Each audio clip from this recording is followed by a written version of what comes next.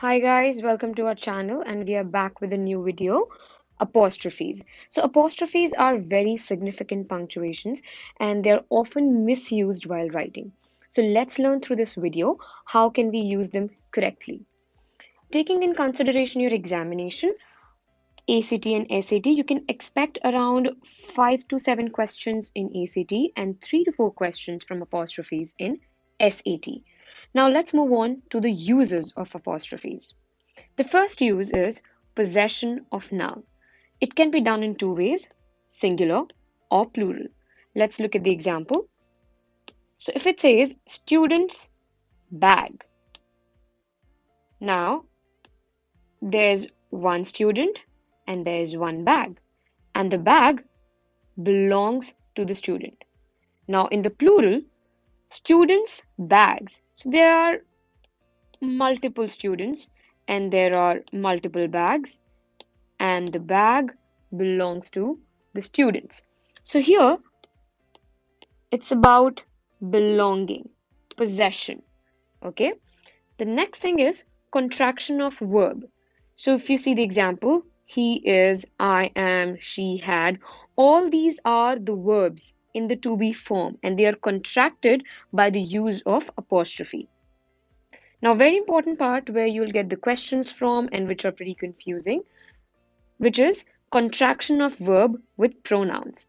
Let's look at the first one, which is it. So it's with an apostrophe and it's with an apostrophe after s. This version is completely wrong because the plural of its is there. So this should never be your answer. Coming back to the first one, this is a possession. This is the one with an apostrophe is contraction of verb. It is just trying to say it is. Okay. Now let's see an example. So it's, and it's my home. This one we just realized is completely wrong grammatically. Now out of these two, which one do you think is the answer? What I want to say here is it is my home. So contraction of verb is the kind of use I want to put. The next thing is who. So whose and whose. The one with an apostrophe is contraction of verb, which is basically who is. This is possession. Okay, so let's look at the example. When I figure out whose or whose paper this is, I will sign it. So do I want to say when I figure out who is paper this is? No, this is grammatically incorrect. The correct answer is the one with possession.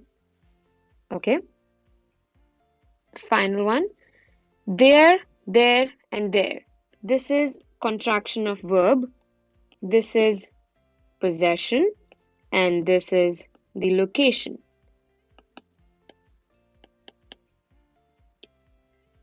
So, if I look at the example here, there, or there, not joining us for the lunch. I don't think location is of any use here. No, they're not joining. Even possession is not making much sense here. So let's cross that also.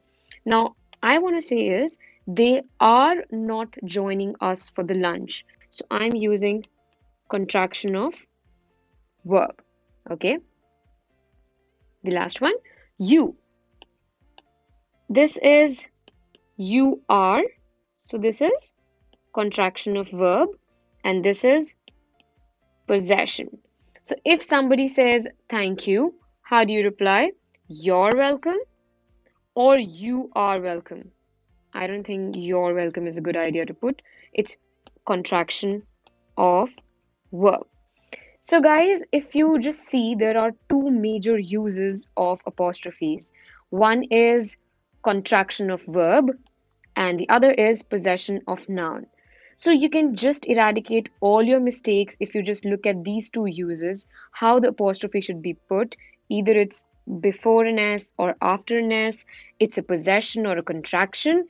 It makes the work really simple. So keep in note all the tricks we have talked about. Thank you for watching us. And if you have any queries, please comment down below and you can subscribe our channel. Thank you so much.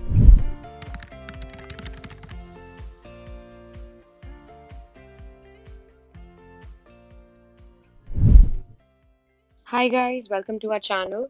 And in today's video, we'll learn about colons and dashes. So colons and dashes are very integral punctuations and we use them all the time while writing.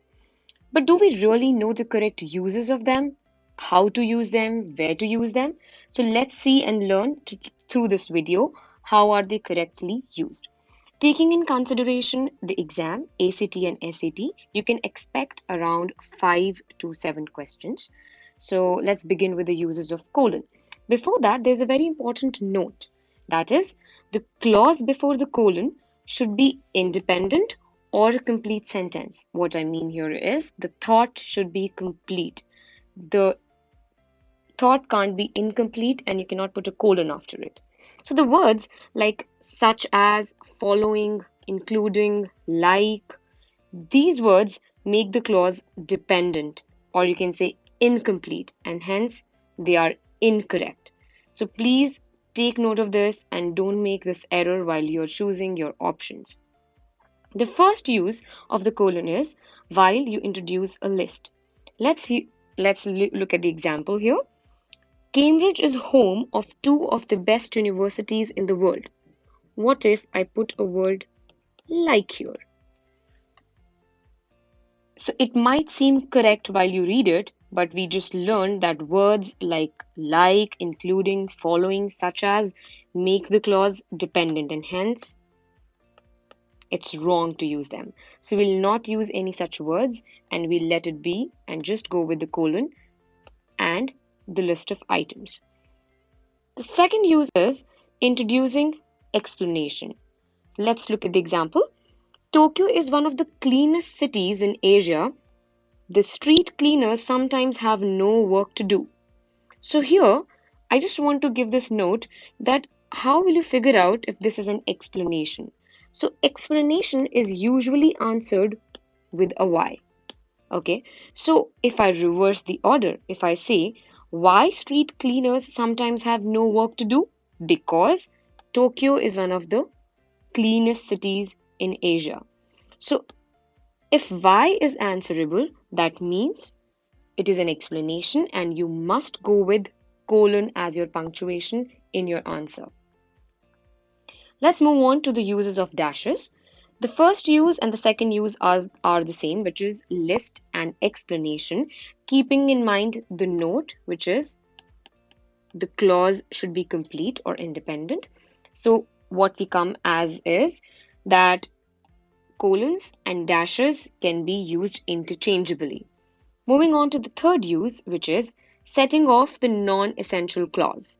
So let's look at the example. London, which is a very old city, dash, has many new buildings. So here I've punctuated 2 dashes. Okay, so this is one of the ways to use dashes. The fourth is a deliberate pause. So here is the example.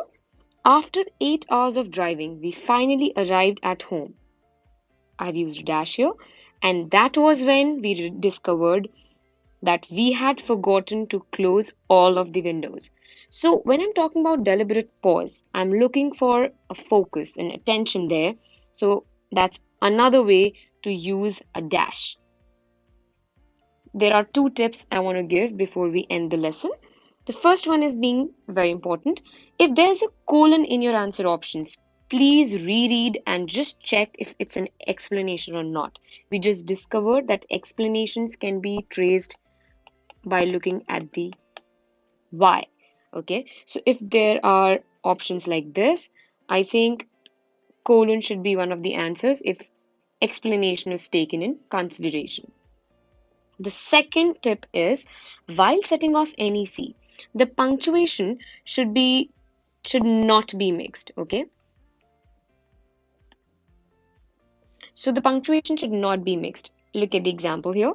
The Tower of London, comma, which was begun by William the Conqueror in 1708, dash, is one of the largest fortifications in England.